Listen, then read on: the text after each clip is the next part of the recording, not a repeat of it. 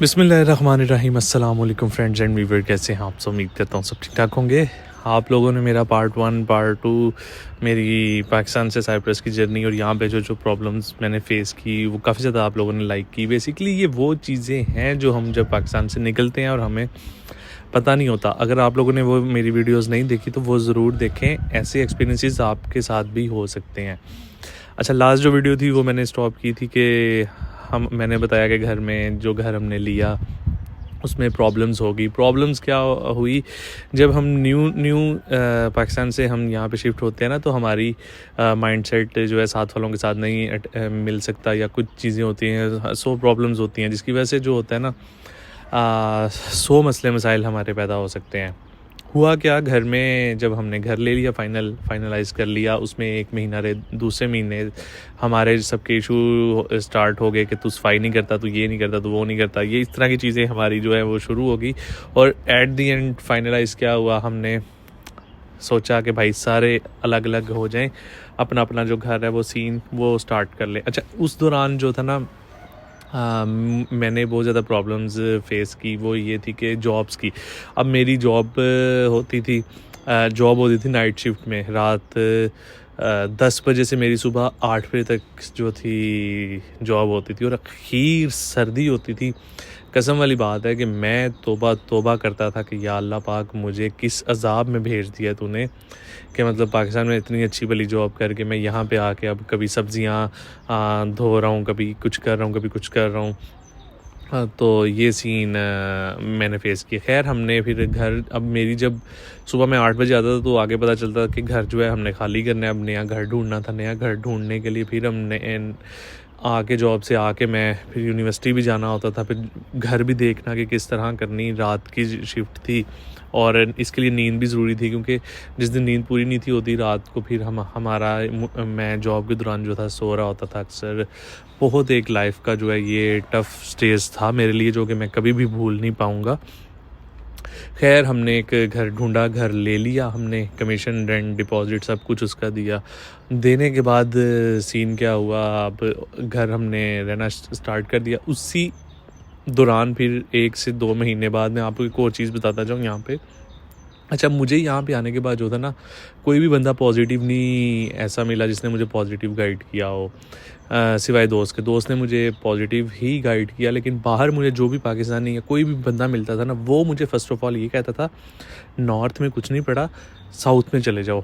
यहाँ पे टैक्सी 50-60 तब सुना था कि 50-60 यूरो लेते हैं, और वो वहाँ पे छोड़ देते हैं। इवन मैं एग्री भी हो गया था। मैंने कहा वाकई यार, ये बंदा जो है सही कह रहा है, क्योंकि जब हम पाकिस्तान से आते हैं ना, हमें जो बंदा मोटिवेट कर रहा होता है ना, हम उसकी बात नहीं सुनते। हमें जो बंदा डीमोटिवेट कर रहा होता है, या जो इस तरह की हमें कह रहा हो ना कि यार यहाँ पे कुछ नहीं है, यहाँ बहुत कम है, ये वो ऐसे वैसे, हम हमेशा उसकी बात जो है वो सुनते हैं।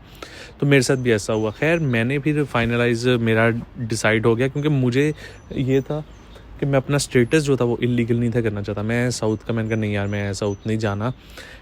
बट उस बंदे ने मुझे एंड तक बोला कि भाई टैक्सी ले और वहाँ पे चला जा। मैंने कहा ठीक है, ओके ओके ओके, मैं करता रहा। लेकिन एट दी एंड पे आगे जब मैंने अपने दोस्त के साथ शेयर की, उसने मुझे मना किया, उसने मुझे बताया, और ये मेरी ज़िंदगी का एक टर्निंग पॉइंट है, जाके मैंने उसकी बात पे एग्री किया।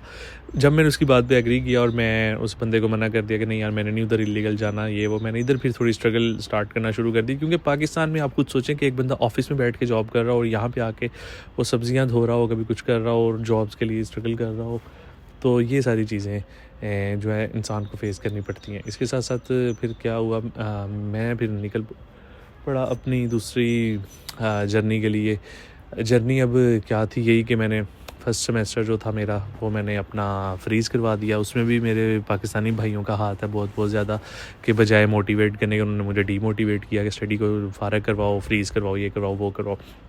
मैंने अपना वो सेमेस्टर जो था फ्रीज़ करवा दिया।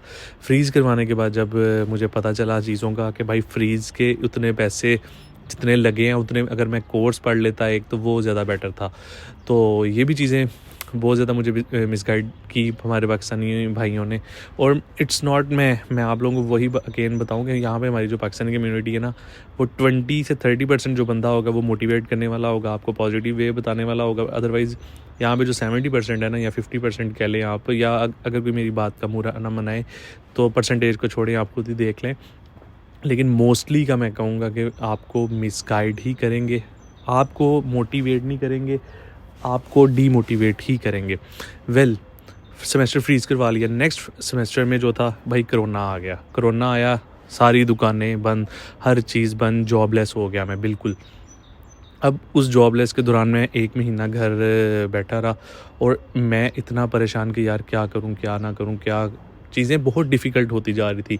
एक जॉब का मुझे पता चला, मैं वहाँ पे गया, ब्रेड की वो एक कंपनी थी ब्रेड की, वहाँ पे मैंने सिर्फ 2 से 3 दिन काम किया और उफ़, इतना स्ट्रगल, इतनी मुश्किल जॉब थी। मैं कहूँ कि यार बहुत ही मुश्किल काम था।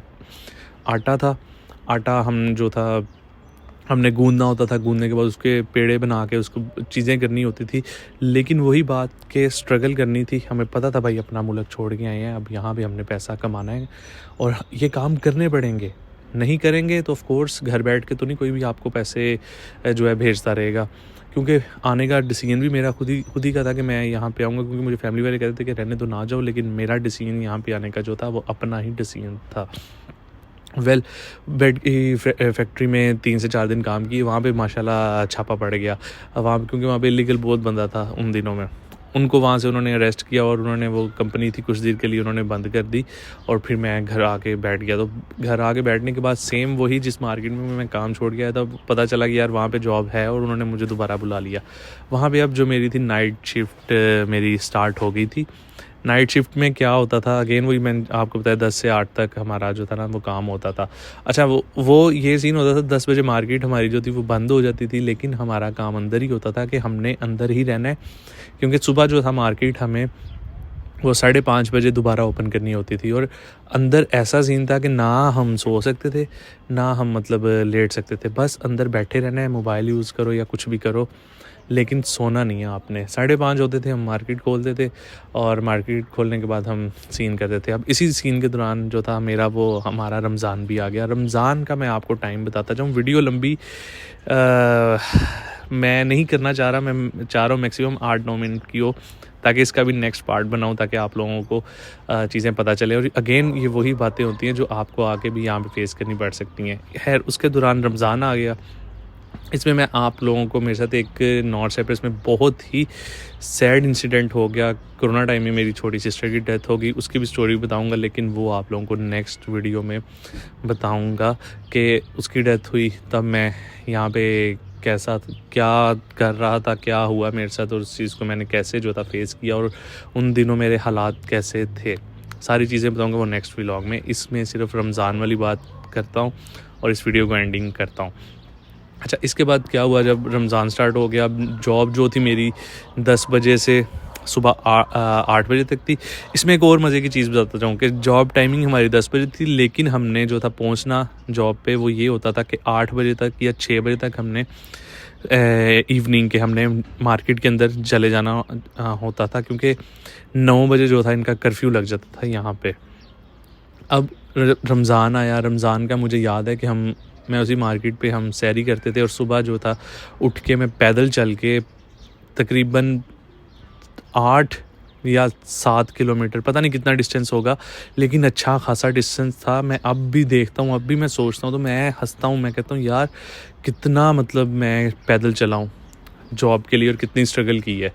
तो सुबह सैरी में रोज़ा रख के डेली घर आता और आके सो जाता, और शाम को वही कि अफ्तारी टाइम, अफ्तारी से पहले जो था मैं घर से निकलता था। अफ्तारी जो थी मेरी हमेशा डेली रास्ते में होती थी, रास्ते में बैठ के कहीं पे मैं अफ्तारी कर लेता था। और उन दिनों मेरे पास मोबाइल भी नहीं था बिल्कुल भी, और क्योंकि मोबाइल जो पाकिस्तान से लाया था वो अनरजिस्टर्ड था और वो उसकी रजिस्ट्रेशन ख़त्म हो गई थी। मेरे पास पैसे भी नहीं थे इतने कि मैं नया मोबाइल ले लूँ। मेरे पास जस्ट एक DSLR कैमरा था, और वो भी मैंने ये कोरोना के बाद यानी कि जब मेरे पास बहुत ज़्यादा मुझे पैसों की ज़रूरत थी, तब मैंने वो सेल किया अपना DSLR, जो कि मैंने पाकिस्तान में एक बड़ी अपनी बहुत बड़ी विश पूरी की थी, और पता नहीं किस तरह मैंने सर्वाइव करके वो मैंने ख़रीदा था। मुझे अभी भी याद है जब मैं सुबह सहरी टाइम आता था अपनी जॉब से, मतलब रोज़ा रख के 8 बजे अपने घर जाता था, और उस डिस्टेंस के दौरान मैं इतने लोगों से लिफ्ट मांगता था, कोई बंदा लिफ्ट नहीं था देता, क्योंकि कोरोना टाइम था, हर बंदा ही डरता था। तो बहुत ज़्यादा अभी भी मैं चीज़ें जब वो देखता हूँ, जब मैं सोचता हूँ, तो मैं बहुत ज़्यादा मतलब अप्रिशिएट भी करता हूँ अपने आप पे कि मैंने इतनी चीज़ें जो है सर्वाइव की हैं। और नॉट ओनली मैं, जो भी न्यू बंदा आता है भाई, उसको ये चीज़ें सर्वाइव करनी पड़ती हैं। ये वीडियो को आप मेरी मोटिवेशनल वीडियो समझ लें, या आप लोग समझ लें कि मैं आप अपनी ज़िंदगी का एक स्पेशल पार्ट जो है मैं आप लोगों के साथ शेयर कर रहा हूँ। नेक्स्ट वीडियो में मैं आपको अपनी छोटी सिस्टर की डेथ की स्टोरी भी बताऊंगा, क्योंकि बहुत से दोस्त मुझसे वो पूछते हैं कि बिलाल भाई, आपकी इंस्टाग्राम स्टोरी में हमने वो देखा हुआ है आपकी कि जब भी हम आपकी प्रोफाइल ओपन करते हैं आपने लिखा होता है कि मेरी सिस्टर के लिए सूरत फातिहा पढ़ें, तो वो भी हमें ज़रा आप बताएं। तो उस पर भी इंशाल्लाह नेक्स्ट मैं वीडियो डिटेल से बताऊंगा कि बहुत ही एक मेरे लिए ज़िंदगी का वो इंसिडेंट है जिसको मैं कभी भी ना चाहते हुए भी भूल नहीं सकता। और इंशाल्लाह नेक्स्ट वीडियो में मैं डिटेल बताऊंगा कि मेरे साथ क्या हुआ और किस तरह चीज़ें हुई। आज की वीडियो यहीं पे ख़त्म करते हैं, 11 मिनट की हो गई है। बाकी वीडियो कैसी लगे नीचे कमेंट करके, अगर पार्ट 3 कहेंगे, ये पार्ट 3 नहीं पार्ट 4 कहेंगे, तो पार्ट 4 भी ज़रूर बनाऊँगा। बाकी टेक केयर, अल्लाह हाफिज़।